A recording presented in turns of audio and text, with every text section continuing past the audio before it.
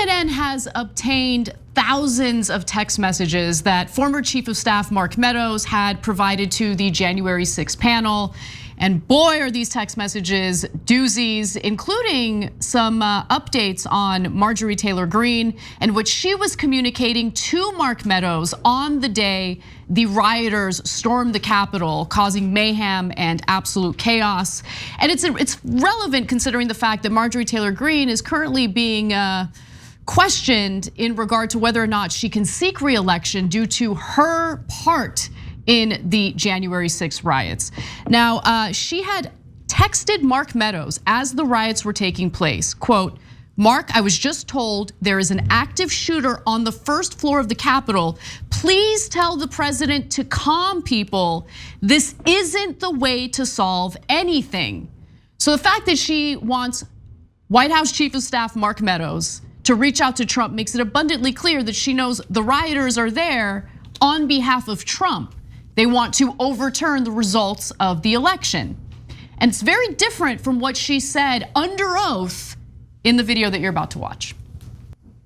When you were notified that people had entered the Capitol illegally, did you also understand at that point that there had been violence at the Capitol? I only knew what I was told. I'd heard a gunshot. We all heard it. And we were so confused. We thought Antifa was breaking in or BLM because of those were the riots that had gone on and on all throughout 2020, day in and day out. Just horrible riots all over the country. And that was the only thing that made sense to most of us. She lied. She lied. That's flat out lie because again, on January 6th, Cenk, she text messages Mark Meadows to tell him to communicate to Trump to make it stop. Yeah, if you thought it was Antifa or BLM, how would Trump make them stop? Trump saying don't do it would presumably make them want to do it more. So it betrays the bias that she has, of course. She sees somebody breaking the law and she thinks it must be black people, it must be left-wingers, even though she saw that it was a giant Trump crowd earlier in the day, right? She just can't believe her lying eyes that it would be her beloved white people and what right-wingers that are causing the violence. But of course, another giant thing here is now all the right-wingers are downplaying January 6th, no big deal. But on January 6th, Marjorie Taylor Greene's like, please tell the president, he's gotta calm it down. They're all literally scared to death. There's an active shooter. She's terrified about the active shooter. I mean, and she should have been, as every other member of Congress was, as they're stuck in that building with all this chaos unfolding. And by the way, that text message to Mark Meadows did not end up getting a response, so Mark Meadows didn't respond to her there. Now, Greene actually helped craft various strategies to prevent the certification of the election. That's also revealed in these text messages, and it's also very relevant to the fact that she's being, her re-election bid is being challenged as we speak. Now on December 31st, Greene reached out to Meadows for advice about how to prepare for objections to certifying the election on January 6th. "Good morning, Mark, I'm here in DC," she wrote. "We have to get organized for the 6th. I would like to meet with Rudy Giuliani again. We didn't get to speak with him long. Also, anyone who can help. We are getting a lot of members on board and we need to lay out the best case for each state." So she was very much involved in the planning, in various strategies to essentially go against the will of the people to ensure that Donald Trump, who was not elected as president, remained in power. Meadows does not respond to that text message either. By January 17th, so this is obviously 11 days after the riots took place, Greene was suggesting ways to keep Trump in office, telling Meadows there were several Republicans in Congress who still wanted the then president to declare martial law, which had been raised in a heated Oval Office meeting a month earlier. These are all incredibly relevant, okay? So one more text I wanna read from Marjorie Taylor Greene. She wrote, "In her private chat with only members, several are saying the only way to save our republic is for Trump to call for martial law. I don't know on those things. I just wanted to tell him they stole this election, we all know. They will destroy our country next. Please tell him to declassify as much as possible so we can go after Biden and anyone else." Yeah. Okay, so lots of stuff there. A couple of things that actually are on Marjorie Taylor Greene's side, and then a couple of things disastrously against her. Why do I say that? You can see from the text that she did, which she clearly thought would never be revealed, otherwise she wouldn't have said the other things in the text, that she genuinely thinks that the election was stolen. So this is what we were talking about at the end of last week. The only issue Kevin McCarthy will have with Republicans is not because he was brazenly lying about what he said on January 6th, which got revealed at the end of last week. They don't care about lying at all. He would get in trouble because he's not a genuine lunatic, unlike Marjorie Taylor Greene. And here she shows she is the real deal. She genuinely believes that without any evidence at all that the election was stolen. She further says you should declassify the materials because she believes that there is actual evidence that Trump can declassify that would show that the election is stolen. Now, Trump knows there's no actual evidence. That's why he didn't declassify anything before he left office, because there's nothing to declassify. Does it look like Trump didn't want to try everything he could to stay in office? No, he clearly, whatever he had, he threw the kitchen sink at it, okay?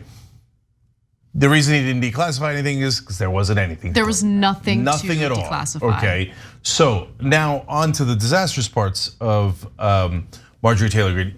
When people say, and again, a slight defense here in the beginning, I've seen some people put it in headlines, and I think it's misleading, where she says, organized for the 6th, in the quote that Anna read you, right? She meant not organized for the riots that happened, to be fair to her. Now, but to be fair to the rest of us, what she actually meant is organize the actual coup, okay? Guys, we've been telling you this, and I feel like we're the only show that it clarifies this. There's two different things that happened on January 6th. One was the riot, the violent breaking into the Capitol. That had a zero chance of success. It's not like they were gonna violently take the Capitol and we couldn't remove them with weapons, right? Then there's that second thing that they were trying, which was the actual coup with fake electors, and Pence was supposed to say, oh, the legitimate electors are not going to be seated, we're gonna put the fake electors in.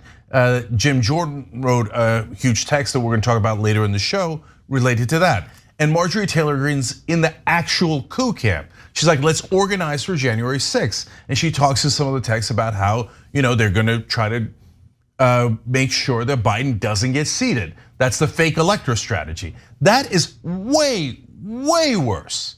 But no one focuses on that in Washington because that involves actual elected officials and Donald Trump. And the Democrats would wet themselves if they tried to actually hold anyone in power accountable. They'd be so afraid that it would come back to them. The elites are their friends. And they view Marjorie Taylor Greene as so much a bigger part of who they are as an elite. She's a sitting congresswoman. They would never, ever take criminal action against her, right? Because they'd be worried about their own asses. But that's the actual coup. Navarro, Bannon, Jordan, Green, Trump himself should all be arrested for trying to subvert democracy. And finally, well, we have incontrovertible proof. You just saw it with your own eyes. She said, declare martial law. No, that's a coup. That's a literal coup where you say, no, we will not seat the guy who won in a democracy. Instead, we will have military rule. And look, for the right wingers, I know you don't care about facts, logic, hypocrisy, or any of that. But think about, I'll try one time anyway. Think about when Gore had actually won the election in 2000. Later when it was recounted, he'd won the Electoral College too, but it was too late. But at the time, he had an excellent case, obviously, that he had won the election. He'd won the popular vote by a large margin. Imagine if Bill Clinton, who was the sitting president at the time, said, no, we're not gonna sit George W. Bush. We're gonna do martial law, have military rule, and Al Gore will be president. Well, they don't have to worry about that kind of stuff. Obviously not retroactively with what happened in the past, but certainly not in the future with a flaccid Democratic Party that's scared of its own shadow. We're dealing with an asymmetrical situation here where you have one party that is willing to do anything and everything, including dismantling our whole democracy in order to maintain power in the most authoritarian way imaginable. Whereas the Democratic Party is sitting there, playing patty cakes, doing the panel, it's the panel investigation is ongoing, but what is the point of that panel investigation? People got mad at me because I called out the panel for refusing to refer criminal charges to the DOJ in regard to Donald Trump. and his criminality in all of this. Like, well, you know, we don't want to get.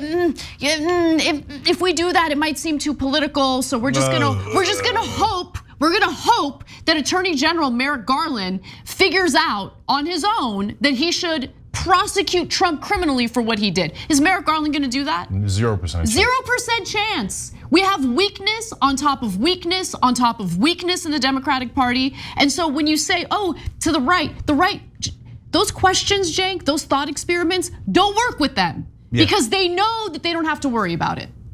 Yeah, they're not at all afraid that Democrats would use their power. That's why it's hilarious that whenever they're like, oh, the Democrats abuse of power. Where? Maybe against progressives within the Democratic Party. Yeah, that's where they're tough. That's where they use dirty tricks. They use corruption. They use all those things. That's when their real interests are at hand because they could lose power to progressives within their own party. But when it comes to fighting Republicans, they have the same donors. They're never gonna fight those donors. It'd be fighting their own boss. And they're in the same club and they don't wanna expose that club to any criminal liability. So they'll do absolutely nothing about it. But our job is to inform you guys. So this is the news today. Marjorie Taylor Greene is a traitor who planned a coup so that America would be ruled by military rule. It's in the text. So, but as Anna said and I've said, that's not gonna affect our voters at all. They kind of like that idea.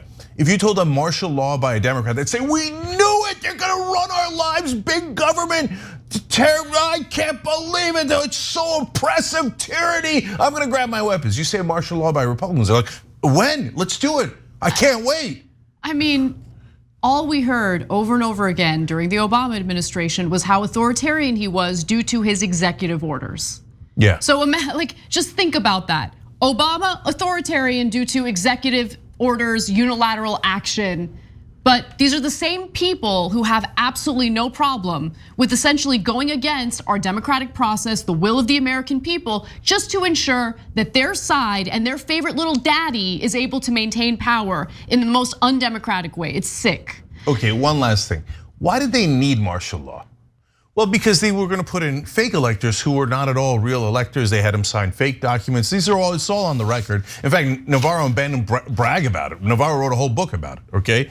So, well, when they bring those to court, even the Trump appointed justices and judges, et cetera, were saying, no, this is absurd. This is not anywhere near legal, right? In terms of the other cases. And presumably when they brought the fake electors in, the court would have said that even more stridently to give the court system credit here, because they really held up. The conservative judges did, and so did the Trump judges during 2020. They all unanimously said Trump has no evidence.